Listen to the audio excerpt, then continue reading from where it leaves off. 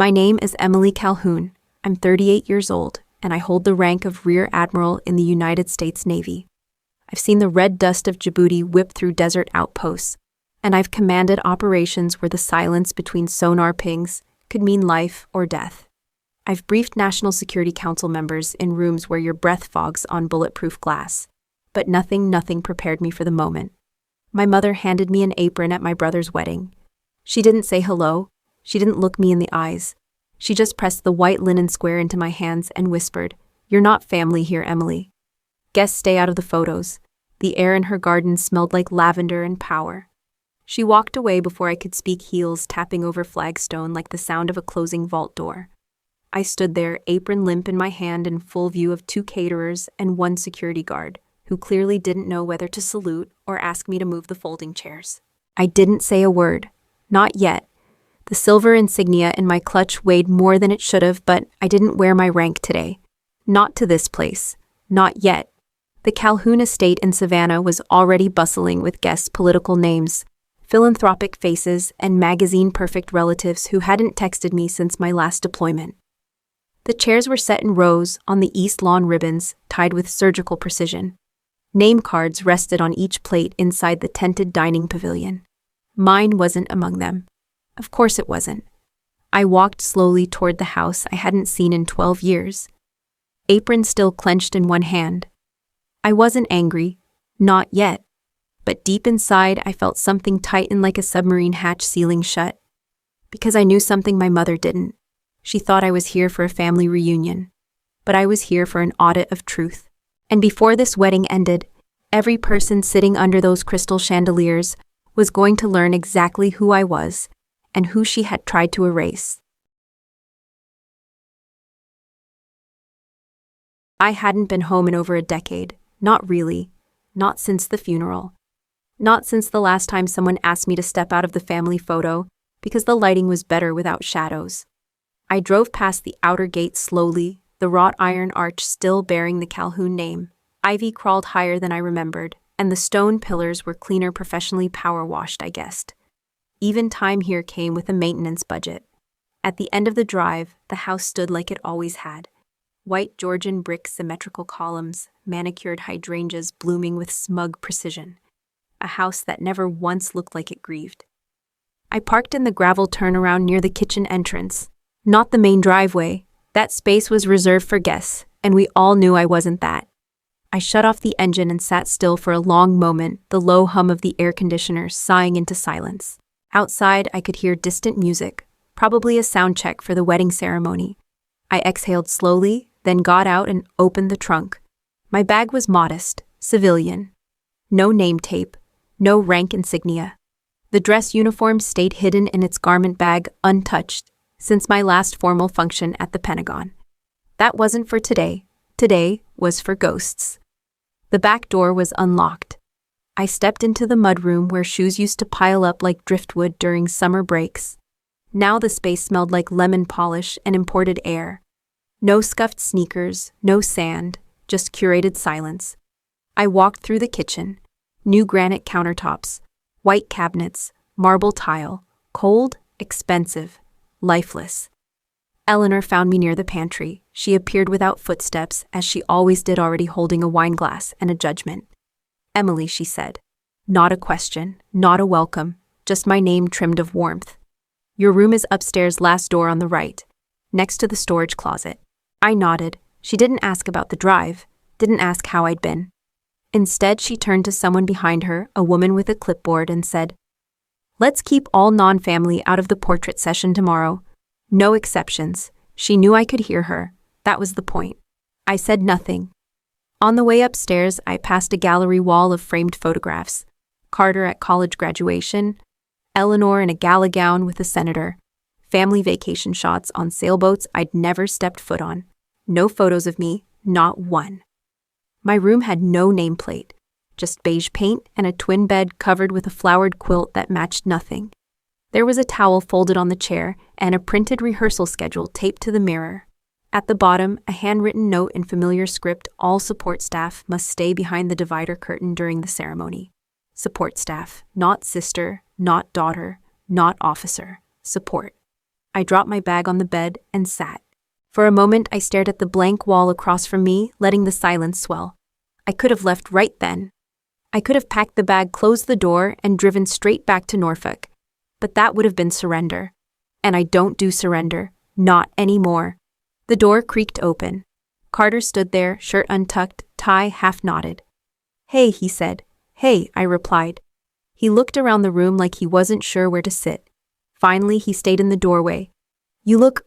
well, thanks. I didn't think you'd come. I wasn't invited." He laughed softly like that excused it. "Lucia really wants to meet you. She's heard a lot. From you." A pause. "She knows I have a sister. That you're decorated." "Military. Decorated," I echoed. He scratched his neck. "This whole thing's gotten big. Sponsors, press. You know, Mom, I did. I knew her better than he ever would." "I'm glad you're here," he added, but his eyes said otherwise. "I'm here because I have the right to be, of course." We didn't hug. He didn't stay long. When he left, the door clicked a little too quickly behind him. Later that evening, I sat on the edge of the bed again, this time staring out the window at the lit-up lawn below. Tables had been set for the rehearsal dinner. Ivory linens, crystal wine glasses, symmetrical centerpieces. Eleanor's kingdom preparing for its coronation. I didn't belong in the photo. I didn't belong in the toast. But I did belong in this house, Dad's house. The man who taught me how to tie a navy knot before I could ride a bike. The man who taught me how to walk into a room and own the silence. I reached into my bag and pulled out the small box tucked under my travel clothes. Inside was a challenge coin from my first deployment. Heavy, cold, etched with my unit motto, "Honor through resolve." I turned it over in my hand.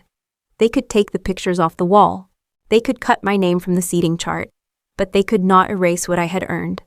And I hadn't even begun to speak. Dinner was served on the veranda overlooking the bluff. Golden hour light filtered through gauzy curtains tied to the porch beams, casting everything in a romantic, strategic glow.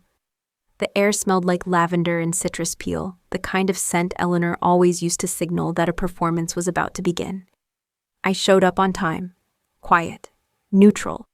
A server paused near the entrance, uncertain, before directing me to the last seat at the far end of the table. The place card said E. Calhoun, handwritten in gold ink.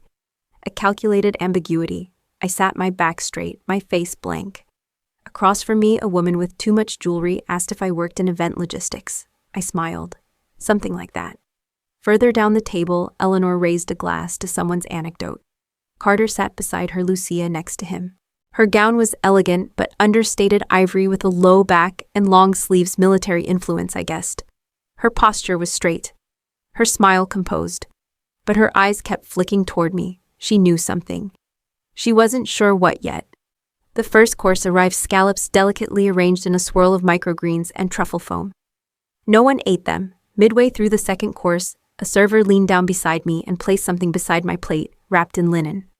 A folded apron, starched, crisp, white. I didn't touch it. I didn't move. Across the table, Eleanor lifted her wine glass and gave me a smile just wide enough for the nearby donors to interpret as maternal affection. "Emily's always been so good with structure," she said lightly. "A natural organizer, very detail-oriented." It served her well, over the years. I held her gaze. Didn't blink. "Oh," she added, turning to her left, "she works for the government. Administrative, I think. Behind the scenes, mostly." The words drifted down the table like sugar-dusted shrapnel. Lucia looked at her. Then at me. I said nothing. There was nothing to say. I didn't need their permission to exist.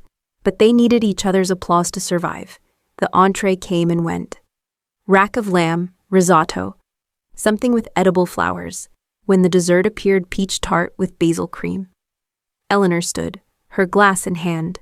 Her voice gentle. "I just want to say how grateful I am that we're all here together. This wedding is more than just a celebration. It's a legacy. Carter and Lucia represent the very best of what this family stands for." I sat still, unclapping. She glanced toward me once, briefly, then back to the people who mattered. When it ended, no one looked my way. I left the veranda without a sound, walked through the side garden, and entered the house through the old sunroom. Inside, the walls were different. New wallpaper, soft blue. The photos had been updated again. Carter in uniform, NROTC dress whites from a summer internship. Lucia at a fundraising gala. Eleanor shaking hands with a congressman. No trace of the woman who'd actually worn the rank. I stood there, hand on the back of a worn armchair, breathing evenly, the silence pressed down like an old memory. Footsteps behind me, Lucia. She stepped into the room slowly, alone. Her heels were off. She held them by the straps like someone unsure if she was done performing. "You handled that well," she said. I turned. "I've had practice." She studied me, eyes sharper than I expected. "Why'd you come? You invited me." "Technically, Carter did." I said nothing. She tilted her head.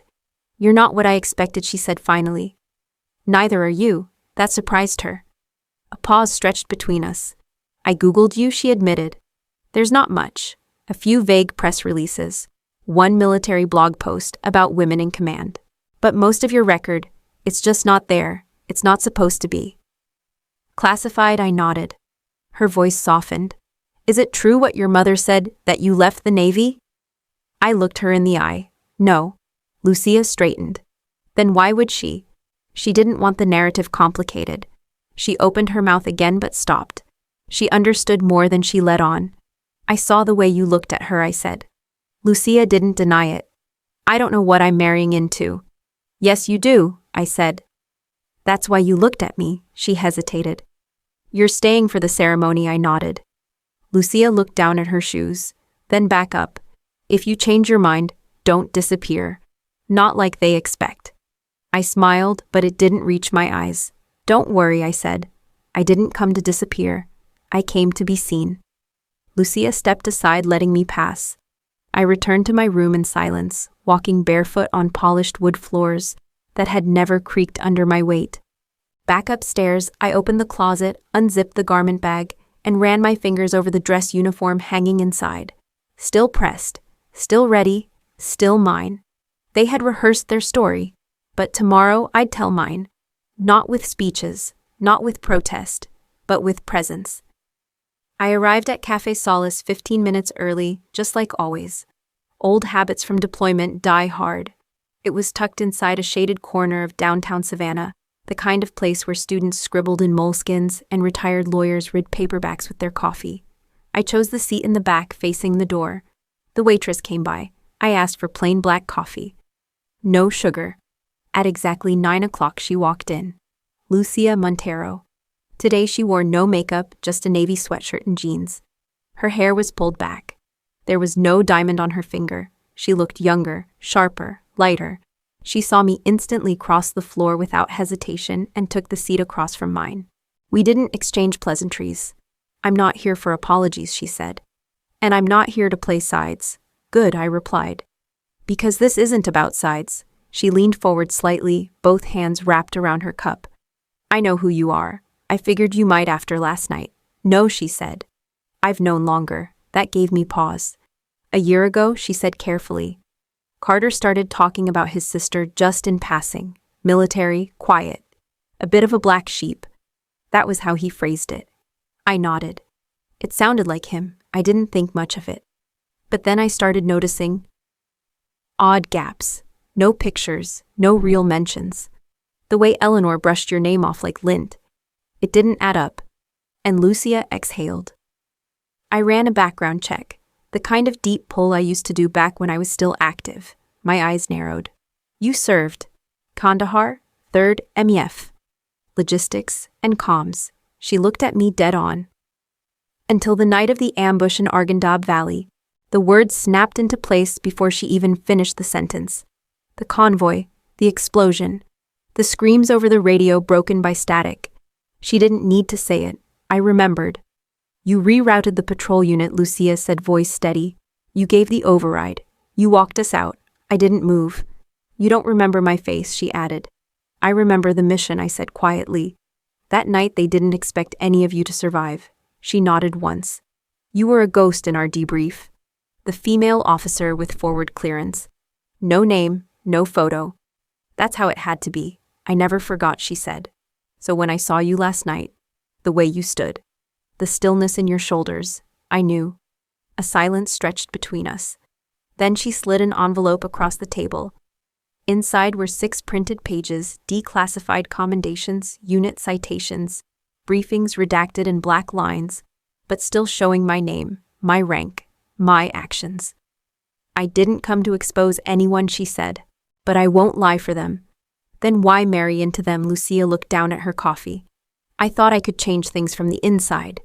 Did you? She shook her head slowly. They don't change, they absorb.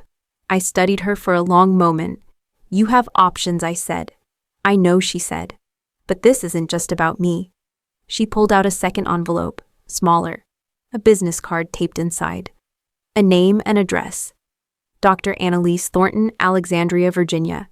She was a strategist at Navcent. Retired. Now she runs her own consulting group. Quiet, off books. But she's seen people like Eleanor before. She recommended you talk to me. Lucia shook her head. No, I called her.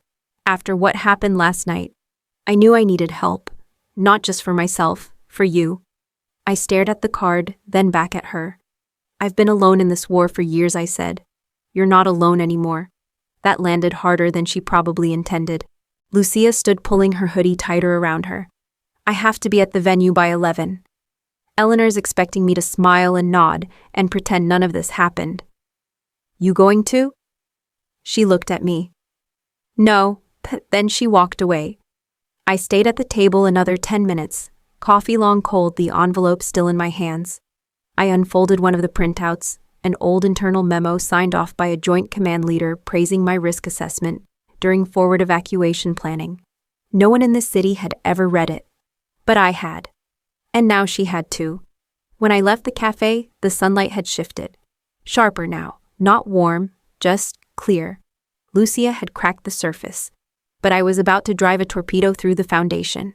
Alexandria felt colder than Savannah, even in the late spring light. Maybe it was the wind off the Potomac, or maybe it was something internal, something armored and ready. The address Lucia gave me led to a row of brownstones along a tree-lined street, third from the corner, red brick dark shutters. A brass plate next to the door simply read AT Strategic Consulting. No titles, no office hours. I pressed the buzzer. A pause. Then the door clicked open. Annalise Thornton looked exactly like the kind of woman you wanted in your war room. Tall, composed, maybe late 50s, with silver hair pulled into a low twist, dark slacks, and a crisp Oxford shirt. No makeup, no smile, only precision. Rear Admiral Calhoun, she said, stepping aside. Come in. I entered into a space that felt more like a secure planning cell than an office. The walls were lined with maps, naval corridors, geopolitical risk overlays, black and white surveillance stills. A long glass table sat at the center, flanked by 2 leather chairs. One wall was completely covered in whiteboard, half erased, half rewritten. Annalise motioned to the far seat. Tea or coffee, water's fine. She poured it herself, then sat across from me. No preamble, no small talk. I've reviewed your record, she said. The real one. I didn't flinch. You've been stationed under 5 Joint Task Force commands, authored 2 classified counter-infiltration doctrines, and held clearance levels higher than the Secretary of the Navy. Still, I said nothing. You don't need me to tell you who you are, she continued. But you do need me to help the world see it. Because Eleanor Calhoun is rewriting your legacy. And she's very, very good at it. I finally spoke. You've seen her work, Annalise nodded. She's not just a mother protecting a reputation. She's a narrative tactician. She operates in implication, not evidence. She never says, Emily's unstable. She says, Emily's been through a lot, poor thing. Then lets people fill in the blanks. I leaned back in my chair, arms crossed. She's isolating you, Annalise said. Prepping the battlefield. That article in the Savannah Society blog wasn't random, it was a softening strike.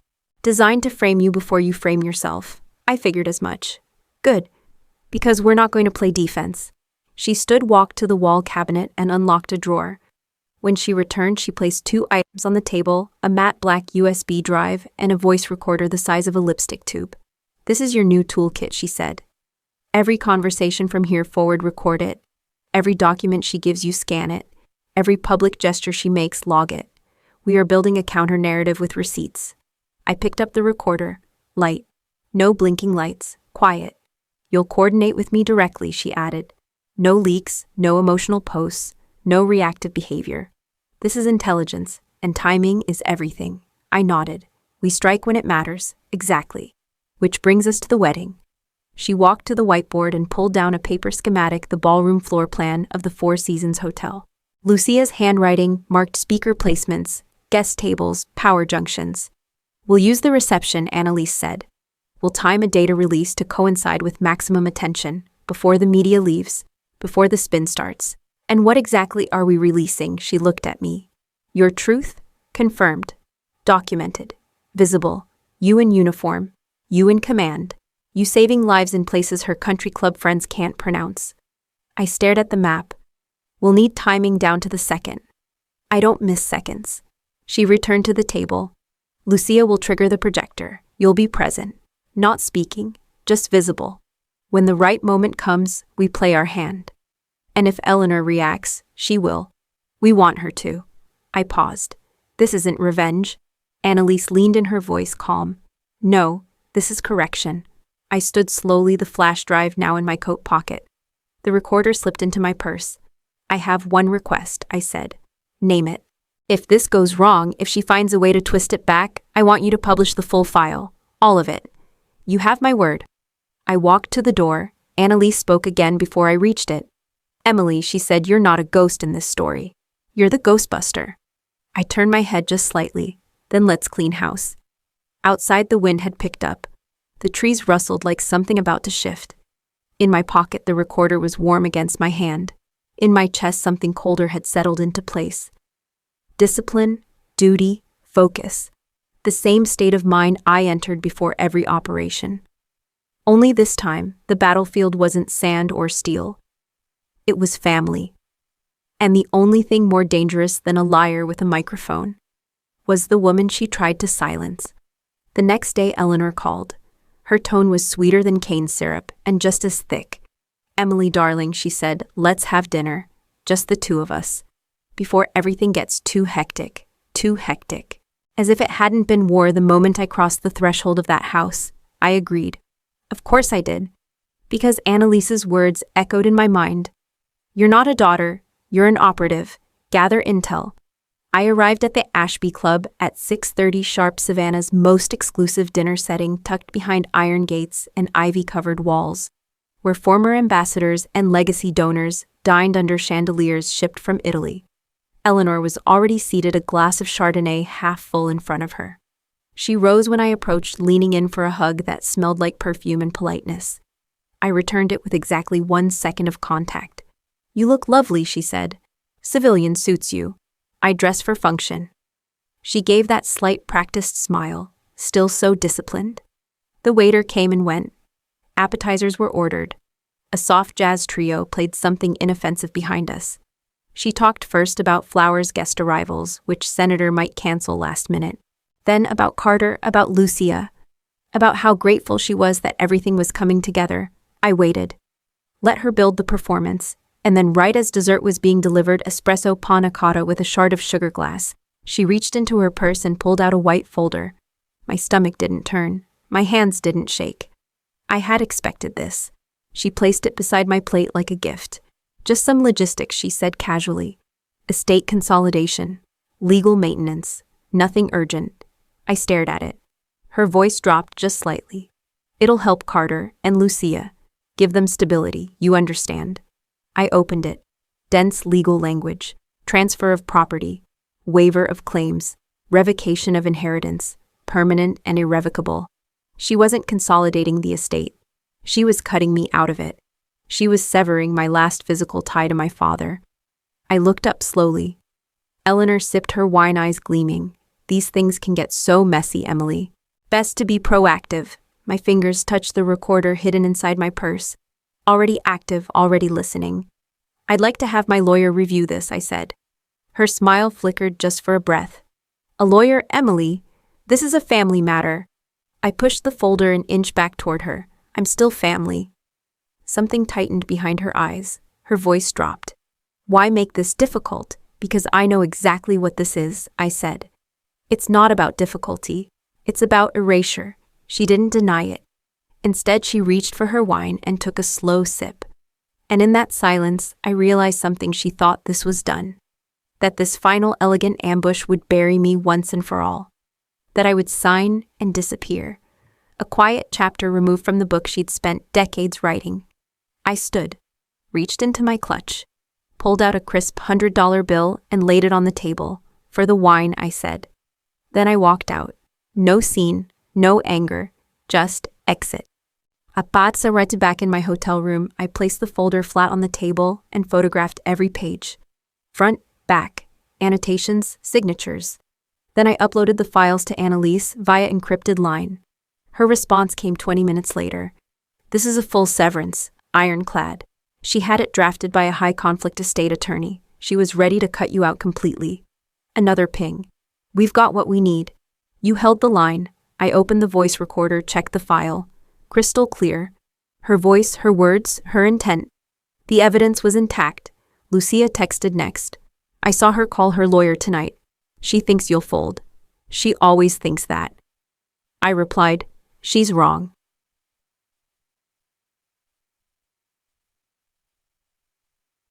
Just past midnight, I sat alone in the quiet of my room, the white folder now locked in the safe, the recorder charging on the desk. Outside the city was still alive, horns in the distance, laughter spilling from bars. But inside the war was quiet, strategic, precise. I poured myself a glass of water, drank it slowly, then opened my laptop. There it was, front page of a local society blog, headlined, "The Calhoun Legacy, a Quiet Controversy." An anonymous insider source had already begun seeding the ground. The article hinted that I was unstable, that I'd struggled to transition from military to civilian life, that my presence at the wedding was a courtesy extended out of grace. They had even used a grainy, unflattering photo me in fatigues, hair damp with sweat, crouched beside a wounded soldier. It had been taken after a 36-hour operation in Djibouti. I remembered the moment. I remembered the heat, the blood, the life I helped save. And now they used it as a smear. I didn't react. I downloaded the page, saved the photo, logged it with a timestamp. And then, with hands as steady as they'd ever been in the field, I typed one sentence into the secure chat with Annalise. She made her move. Now it's our turn. The next morning, my phone wouldn't stop vibrating. Dozens of notifications. Pings from contacts I hadn't spoken to in years. Mentions I hadn't asked for. My name was trending not as a war hero, not as a strategist, not even as the sister of the groom. No. They called me the uninvited admiral. They called me unstable. The article had gone viral. It started on a local Savannah social blog, the kind filled with wedding recaps, gala highlights, and charity event fashion, but it didn't stay there. By noon, 3 regional news sites had picked it up. By 2, it had spread to national military discussion boards. The headline read, "Family Feud at the Calhoun Wedding, a Sister's Troubled Return." The content was worse. It painted me as reclusive, temperamental, unable to adapt to civilian life. It quoted unnamed family sources who described me as isolated, erratic, unfit to be around the stress of a high-profile wedding. They speculated that my time in service had left me disconnected from reality, and even hinted that I might try to interfere with the ceremony. There were no direct accusations, just poison tipped in suggestion. The worst part, the photo. They used an image pulled from a classified archive, me covered in dirt, and dried blood cradling a wounded Marine during a rescue operation in Helmand Province. I looked exhausted. My face was streaked with sweat and smoke, my expression grim. They cropped it to make me look haunted, damaged, broken. The caption read, "Calhoun during one of her final tours. Sources suggest this deployment changed her permanently." I stared at the screen for a long time, not because I was surprised, because I wasn't. This wasn't slander, it was strategy. And it had Eleanor's fingerprints all over it. She didn't just want me gone. She wanted me discredited so thoroughly that my silence would seem like grace, so that if I chose to speak, no one would believe me. I forwarded the link to Annalise. Seconds later, she called. "She's accelerating," she said. "This is a containment strategy. She knows you didn't sign the papers. She's bracing for impact. They used a photo from a restricted op. They probably got it from a compromised media pool. We'll track the source, but that's not the priority. What is framing?" Her tone turned steel. "We release our dossier tomorrow, full package, no delays. The wedding is no longer just a ceremony. It's the battlefield. I'm ready. No, she said. You're not ready. You're necessary. She hung up. I closed my laptop, stood and walked to the mirror. The face staring back at me was the same one in the article. Same eyes, same jaw, same set of shoulders. But in the mirror I saw what they didn't. Not a broken woman. Not a threat. A survivor, a tactician, a leader. And that night, I met Lucia in a parking garage 3 blocks from the venue. Her hair was pulled back in a loose bun. No makeup, no jewelry, just a plain hoodie and jeans. She held a thumb drive in one hand wrapped in a receipt. I got the schematics, she said. Full AV access. Projector feed sound booth. I know the tech they're using. It's programmable. Any risk? She smiled without humor. There's always risk. I took the drive. Tomorrow, I said after the vows before the toasts. I'll be in position. You sure about this? Lucia looked me dead in the eye. She wanted a storybook wedding, she said. She should have picked a different villain. We parted without another word. Back at the hotel, I opened a secure browser and logged into the protected drive Annalise had shared. The contents were clean, precise, ruthless in their integrity. A scanned copy of my unredacted service record. A commendation letter signed by 3 commanding officers. A video statement from General Alistair Vance, testifying to my leadership during Operation Vermilion. Photographs properly attributed showing me in full dress uniform receiving honors from the Pentagon. It wasn't just a defense, it was a declaration. I watched the video twice. General Vance, sitting in full uniform, looked directly into the camera. In all my years of service, he said, few officers have carried their weight with such clarity of purpose as Rear Admiral Emily Calhoun. Her record is unimpeachable, her leadership unmatched. She deserves not only our respect, but our full acknowledgement. I closed the laptop. There was nothing left to prepare. They'd tried to bury me. Now I was going to show them exactly who they had underestimated. Not with fury, not with chaos, with facts, with presence, with timing. Let them whisper. Let them doubt. Tomorrow the truth would walk into the ballroom wearing full dress blues, and it would be impossible to look away. The morning of the wedding, Savannah was too quiet. The heat hadn't risen yet, but the humidity hung low, heavy like anticipation. I stood at the window of my hotel room, the garment bag unzipped behind me, the pieces of my uniform laid out across the bed in quiet formation. Navy service dress blues, silver oak leaves for rank, medals polished, ribbons aligned. Everything was in its place. There was a ritual to it. Not just the physical act of dressing, but the mental weight that came with each layer. You weren't just putting on fabric and metal. You were stepping into memory, into every sleepless night, every order given under fire, every folded flag handed to a mother. I slipped the white dress shirt over my shoulders, buttoned each pearl snap with care. Then the coat, then the insignia. My fingers paused briefly on the silver star awarded for pulling a wounded corporal out from under sniper fire during a failed extraction in Basra. No one in that ballroom would know that story. They didn't need to, but they would feel it. By the time I affixed my nameplate Calhoun, the woman in the mirror wasn't a guest at her brother's wedding. She was the reckoning. At 10:20 a.m. I left the hotel. Lucia sent one message as I reached the curb. All systems ready. AV booth secured. We're in position. I texted Annalise walking in. Her reply was instant execution window confirmed. We're green. The venue was the Four Seasons downtown. The kind of place where even the valet's uniform had a monogram. I didn't park in the main entrance. I circled around to the rear delivery entrance, Lucia's plan. Fewer eyes, controlled access. A staff member hesitated at first when I entered, his hand reaching for a security radio. Then he saw the uniform. He stepped aside without a word. Inside, everything smelled like polished marble and expensive roses. The kind of floral arrangement you bought not for fragrance, but for statement. I moved past the catering prep station, past 2 waiters gossiping about the senator in the front row, and entered the ballroom from the back hall. The doors hadn't opened yet. Guests were still being seated. Soft strings played near the altar. The air buzzed with money and reputation. I waited in the shadows, my hands steady, heels planted. Lucia's voice came through the hidden calm in my ear, low, smooth, controlled. Timelines locked. Minister starts in 2 minutes. Remember when he says, "Speak now or forever hold your peace." That's your cue to enter. Copy. Last chance to back out. Never was a chance. Good. I heard her breathe once, then nothing.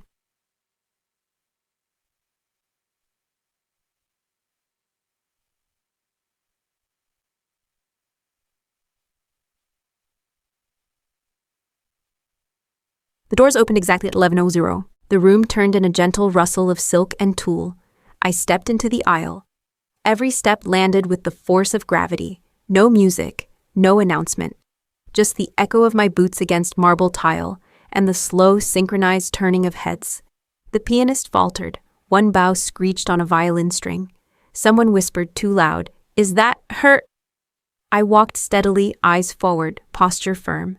I didn't look at Eleanor, didn't look at Carter. I knew their faces would be frozen, one in horror, the other in disbelief. I reached the last row and sat. Calm, controlled, silent. Exactly where I was supposed to be. The minister cleared his throat. His voice trembled slightly as he began. The room was too quiet. Even the children sensed something had shifted. He rushed through the opening. Then came the vows. Carter's voice cracked on the first line. Lucia's didn't. And then, "If anyone objects to this union, speak now or forever hold your peace." The air stilled. I didn't move. Not an inch. Because I didn't come to object. I came to be seen.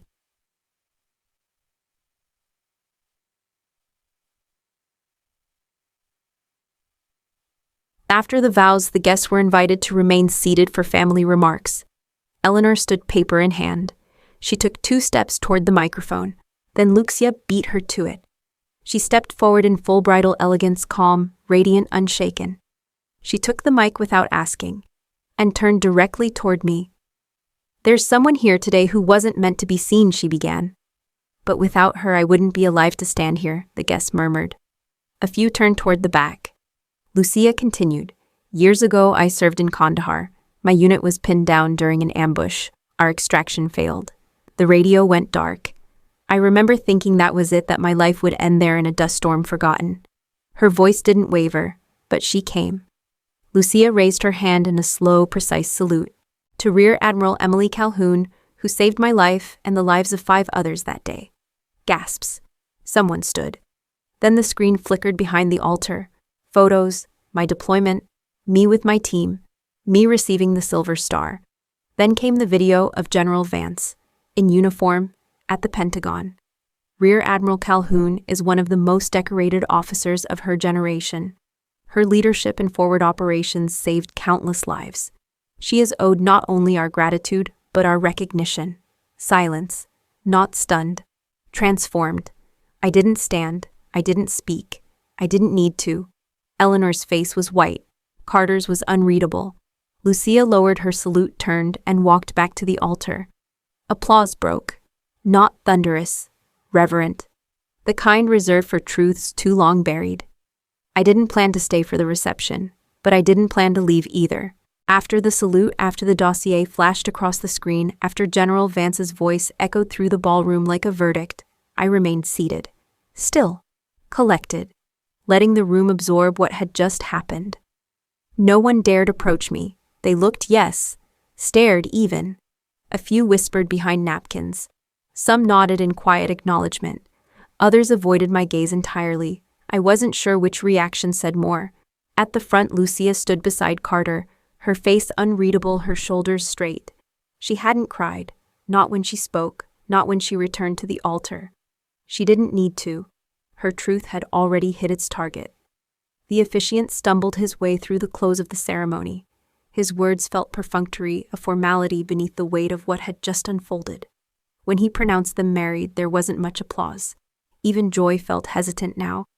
Eleanor never took the mic. She tried, God, she tried. She stepped forward, lips parted, hand gripping her note cards. But the moment she moved, 3 heads in the audience turned away. One woman, the president of a charitable foundation, pulled out her phone and began typing. Another guest whispered into her husband's ear and gestured toward the door. Eleanor saw it. She felt it. And for the first time in my life, I saw my mother hesitate. She froze, and then turned back toward her seat. Her speech, like the power it was meant to reinforce, was discarded in silence.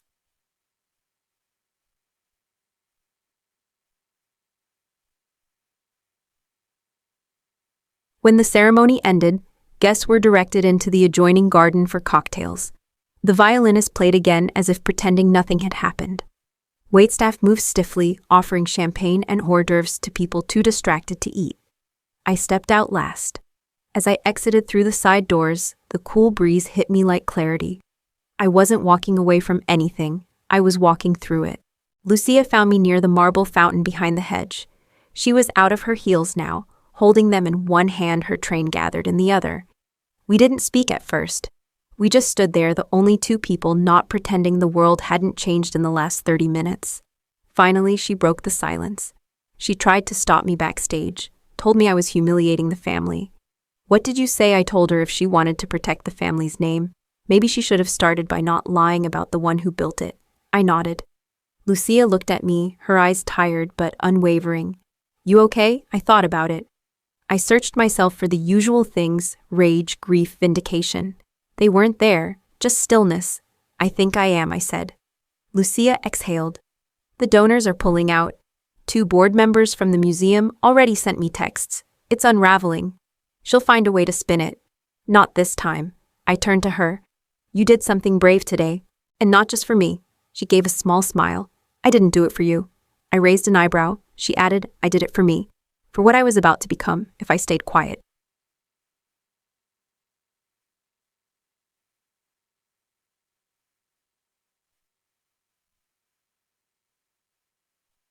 I left before dinner, quietly, no announcement, no farewell. Just the sound of my shoes clicking down the polished stone path as the sun began to set behind the trees. When I reached the sidewalk, I looked back once. The ballroom glittered with lights, but I knew the story had changed. They couldn't unsee what I'd made them see, couldn't unsay what had been said, couldn't unlearn the name they tried to bury, Calhoun. Not the legacy of pearls and gala dinners, the one forged in fire and command. I turned and walked away, not to disappear, but to reclaim everything that was never theirs to take. By the next morning, it wasn't just a wedding story. It was national. A front-page article in the Washington Sentinel led with the headline, "The Forgotten Admiral Truth at the Calhoun Wedding." Underneath a still frame from the reception, me seated in full navy dress uniform medals, visible expression, calm. The subtitle read, "Pentagon confirms service record after public salute from bride and release of classified commendations." They didn't call it a scandal. They called it a revelation. The article detailed my service record, confirmed the citations released through Annalise's team, and quoted General Vance's statement in full. It mentioned the viral blog post, the hit piece published days earlier, and cited it as a malicious smear campaign designed to distort the legacy of a decorated officer. Eleanor's name was printed once, in parentheses, followed by the phrase, "No comment." The news spread quickly, my inbox flooded. Former officers, enlisted troops I'd served with, reporters, academic institutions. One email simply read, "We knew the kind of leader you were. Now the world does too." But not all responses were so supportive. There were those who defended Eleanor, who believed family matters should remain private. Some said I was disrespectful for upstaging a wedding. I didn't respond to any of them. I didn't need to justify the truth. Let them argue. Let them debate tone. The facts didn't flinch.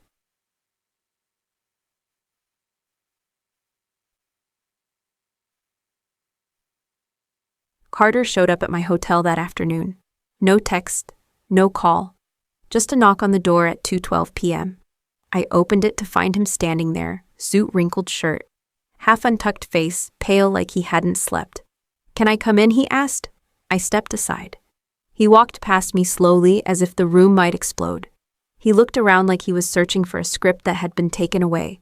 "She canceled the brunch," he said finally. 3 donors pulled out. "And Lucia's gone." She left, she packed a bag, and walked out of the suite. Didn't say a word. I waited. Carter ran a hand through his hair, then turned toward me. "You had to do it that way." "Yes," I said flatly. "She's our mother. She's your shield." His mouth opened-closed again, the way it always did when truth hit harder than comfort. "I didn't know what she was planning," he said. "You knew enough to stay silent." His voice cracked then just a little. You've always seen the worst in her. No, I said. I've seen all of her, you just refuse to. He sat on the edge of the desk chair staring at the carpet. She told me you'd changed, that you didn't want to be part of the family, that you were unstable. And that was enough for you. He didn't answer. He didn't need to. His silence had always spoken loudest. I crossed my arms. So what now? He looked up at me. I don't know. I nodded. Then we're done here. He stood, slowly, like he was walking through ash. At the door he hesitated. I didn't mean for it to go this far. Yes, you did, I said. You just didn't mean to get caught standing beside her when it collapsed. Then I closed the door, not in anger, in finality.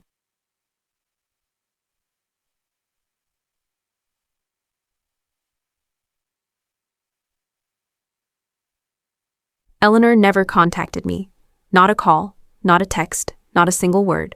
But 2 weeks later, I received a formal envelope from her attorney. Inside was a lease agreement. She would be staying in the house, our father's house, but effective immediately, she would pay full market rent.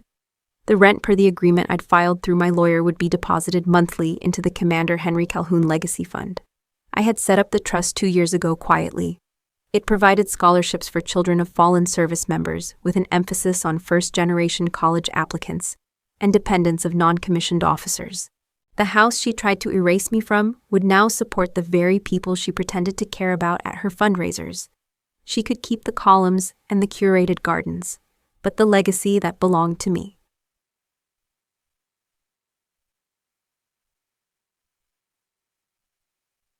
A month passed.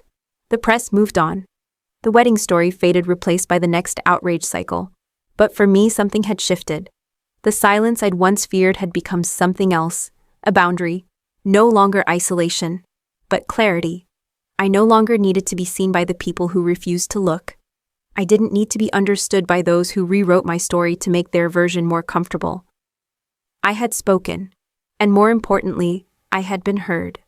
3 months later, I stood behind a podium facing a sea of gray uniforms. It was graduation day at the United States Naval Academy. The sky above Annapolis was clear, almost painfully blue. Flags rustled in the breeze. Rows of fresh-faced officers sat at attention in crisp dress whites hats, square-back straight futures wide open. And I was their keynote speaker. I had delivered speeches before, briefings to Joint Command, war strategy to Pentagon committees, testimony to oversight panels. But this was different. This was legacy, not inherited but earned. My father had dreamed of this moment not for himself, but for me. He never lived to see it, but I had. And now I stood here not just for him, but for every invisible soldier, sailor, or child who had been erased by the people who were supposed to see them first. I adjusted the mic. My name, I said, is Rear Admiral Emily Calhoun. And I wasn't invited to my brother's wedding. Soft laughter rippled through the crowd, confused, uncertain. I smiled gently, not for effect, but because I meant every word that followed. That day I was called unstable, irrelevant, erased. But I showed up anyway, not to be disruptive, not to take revenge, but to take back my name. Now the silence in the crowd shifted, not discomfort. Attention. I've served under fire, I continued. I've pulled wounded men out of burning trucks. I've signed off on missions I knew might leave people behind. I've stared down bureaucrats more dangerous than bullets. But the hardest battle I've ever fought. I paused. Or was being told by the people who were supposed to love me most that none of it mattered. A beat. You may think your toughest test is behind you, that the training is done, but I'm here to tell you some of the fiercest battles won't come from the enemy. They'll come from the people who expect you to shrink, to stay silent, to apologize for being more than they imagined. Some of the officers nodded. Others looked suddenly painfully awake. Honor, I said, isn't just a ribbon or a code. It's a boundary. It's the line you draw between who you are and what they say you are. It's the courage to speak even if your voice shakes, even if they call you difficult, disloyal, or ungrateful. I paused, letting the silence do its work. Then I smiled, real this time. So if there's one thing I want you to take with you into the fleet, into your careers, into your lives, it's this. You are not defined by who applauds you. You are defined by who you refuse to become. When I stepped back from the podium, the silence broke into applause, Not the polite kind, but the kind that starts low, builds, and rises until it feels like wind. Not for a name, but for a truth.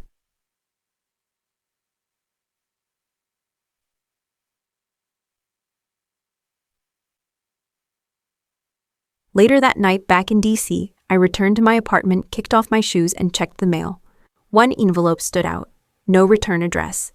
Inside a small card, handwritten, "Because of you, I don't feel invisible anymore.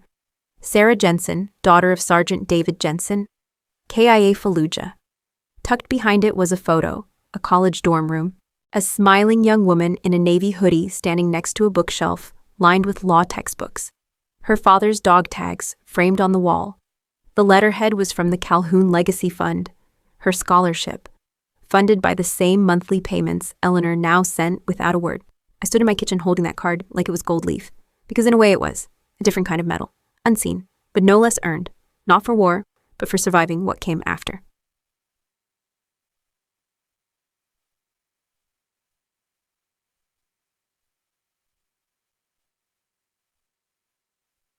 I didn't need reconciliation.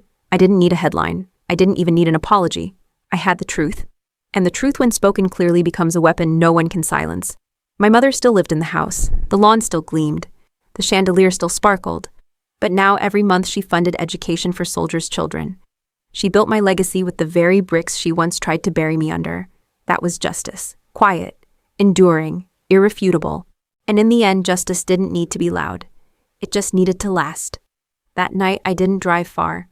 A slow loop through the historic squares of Savannah, past moss-draped oaks and gaslit sidewalks, then back toward the hotel.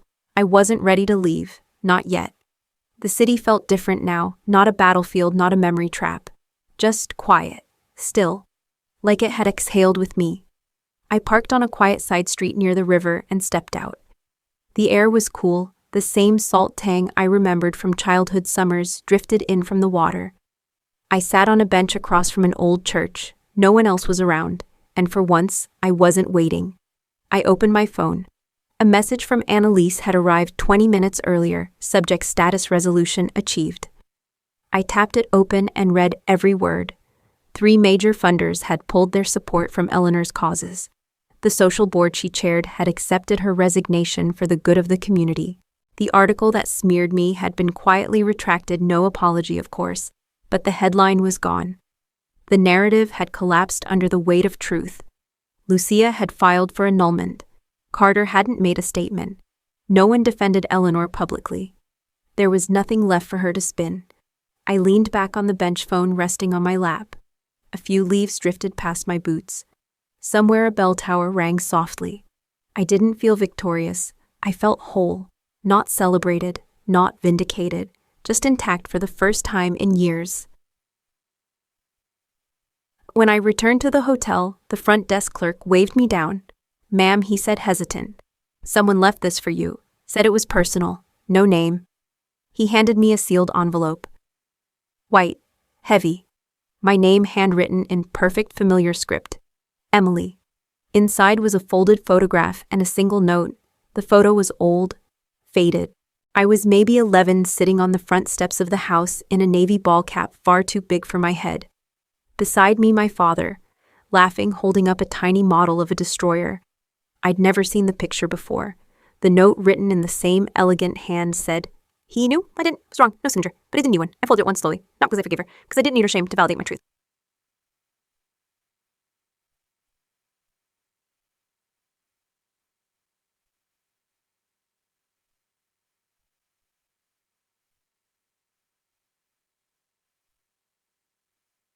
The next morning, I drove north, not back to DC, not yet. I stopped at the National Cemetery outside Charleston. The grounds were empty, dew still clinging to the grass flags, unmoving in the early light. I found his headstone quickly. Commander Marcus Calhoun, United States Navy.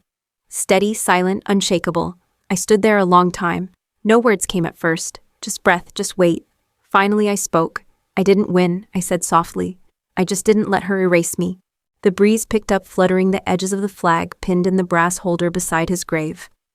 "She tried," I continued. "Over and over. But I remembered what you taught me, to walk quiet, to stand still when they wanted me to shrink, to speak only when it would matter." I reached into my pocket and pulled out a challenge coin from my first deployment. the same one I'd carried through 3 countries, 5 commands, and 2 near-death experiences. I placed it gently on the top of the stone. For you, I whispered. And for the daughters they try to forget. I didn't cry. I didn't have to. Peace had found its place in me, and this was its marker.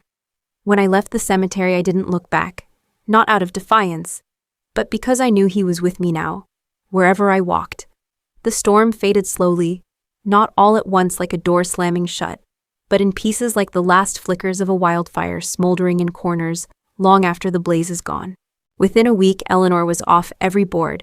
By the end of the month, she was absent from every gala invitation list, every charity program, every local news puff piece. Her name wasn't blacklisted. It was simply omitted. A ghost of the social empire she'd once curated with surgical control. She didn't fight back publicly. There was no press release, no counter-narrative, no lawsuit. She did what she'd always done when faced with consequences she couldn't spin. She went quiet. For someone like Eleanor Calhoun, silence was surrender. Carter too receded.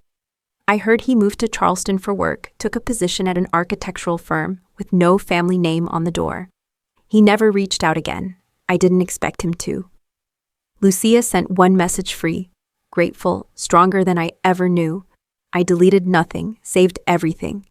Not because I needed reminders, but because the next time someone tried to rewrite my story, I wanted the archive to speak louder than I ever would. But one morning in early October, I received a letter from the Commander Henry Calhoun Legacy Fund accountant. Inside was the first rent transfer from the Calhoun estate. The memo line read, October, primary residence transfer. The money, every penny, had already been routed into 3 scholarship accounts. One was for a girl in rural Iowa, the daughter of a Marine who died in Fallujah. Another was for a first-generation Haitian-American boy, whose mother served as a Navy corpsman. The third, a young woman from Mississippi, born on a base, orphaned at 12, and accepted into Tulane pre-med. Their stories were different from mine, but the fracture was the same.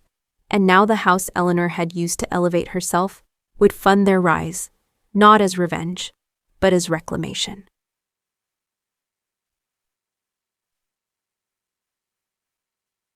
I never responded to the letter she left at the hotel. I didn't need to. Regret when it comes too late is not a bridge.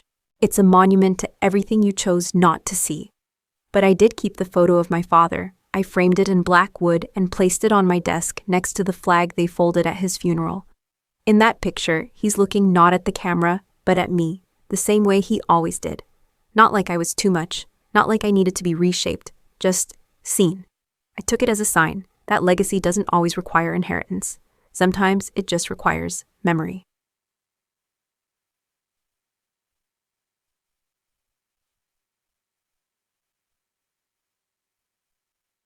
Later that fall, I was asked to guest lecture at a seminar at Georgetown's School of Foreign Service.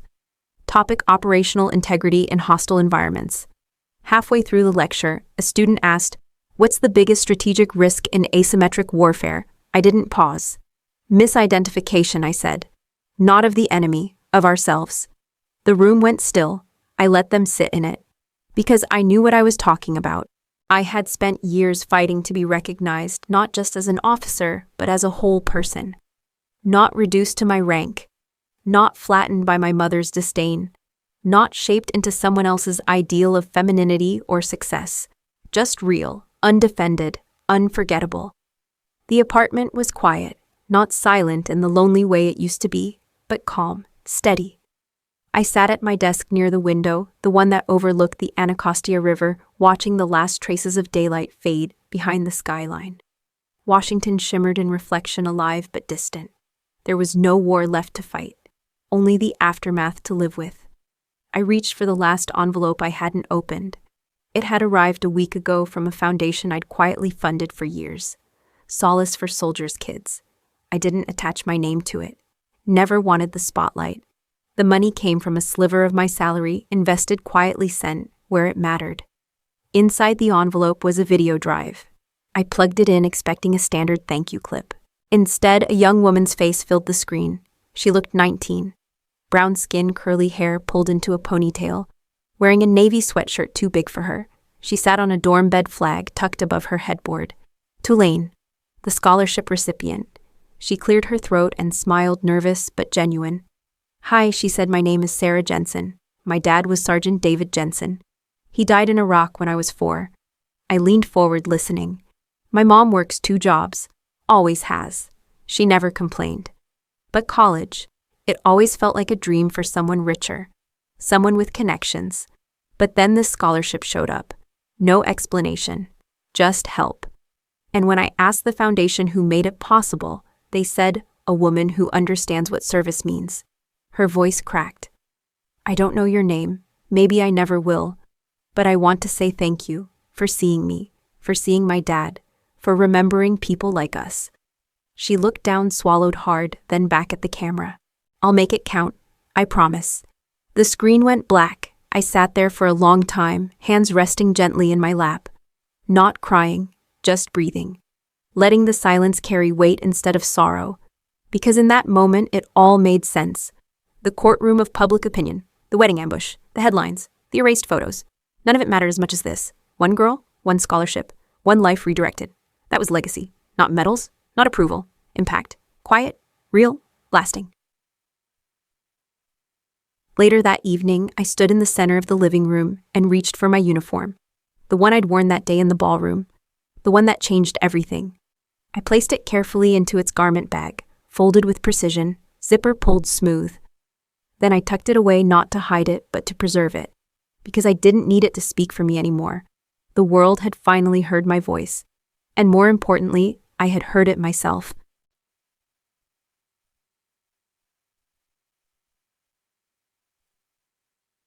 I ended the night writing something I hadn't planned. A personal essay. Not for publication, not for headlines, just for the record. I titled it "For the Ones Who Weren't in the Picture." It began like this. They say home is where the heart is. But sometimes you have to leave home to find your heart again. My name is Rear Admiral Emily Calhoun. I was never supposed to be the centerpiece of anyone's story, least of all my own. But when the people who built the walls of your world try to keep you outside them, you learn how to build something better. I was called invisible, difficult, too much, too quiet, too sharp, too broken. I wore every label they gave me until I learned none of them were mine. And I wrote until the sun began to rise. Because stories like mine don't end with applause. They end when we stop needing permission to exist. When we stop asking for space and take it. They never put me back into the family photo, and that's fine. Because I stopped trying to fit into frames built for someone else's version of me. What mattered wasn't the image. It was the impact. They called me invisible. Irrelevant. Difficult. They pushed me into the corners of rooms I helped pay for, told me to serve hors d'oeuvres at events honoring men who never saw combat. But I didn't fight them with rage. I fought them with presence, with precision, with patience. And in the end, it wasn't fury that burned their lies down. It was the light of the truth they tried to ignore. They wanted silence. I gave them documentation. They wanted erasure. I gave them legacy. I don't need my mother's apology. I don't need my brother's approval. And I sure as hell don't need a chair at any table that thinks my worth is conditional. Because I've built something stronger than their approval. I've built a record that can't be scrubbed. A generation that will walk through doors I opened. A foundation that takes pain and turns it into possibility. Some stories aren't about happy endings. They're about rightful ones. So if you're listening, whoever you are, if you've ever been left off, the list pushed to the side, told you were too much or not enough, I hope you remember this. You are not invisible. You are not optional. And sometimes the most powerful thing you'll ever do is take up space without asking permission. My name is Rear Admiral Emily Calhoun, and I didn't just reclaim my name. I rewrote what it means to carry it forward.